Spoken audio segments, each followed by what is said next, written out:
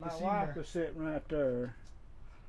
I was sitting right there.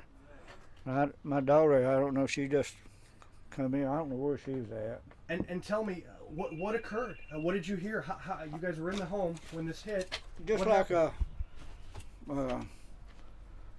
train, I guess you'd call it, and boom, it just hit so fast.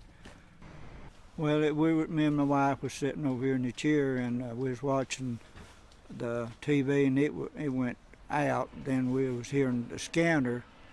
Then it just hit all at once. Didn't have no warning, really. And the roof, the insulation, and everything started coming down on us. Well, I don't know, it just happened so fast. I didn't know what to do, and we was going to head for the closet, but no way, it done got us before we couldn't even move.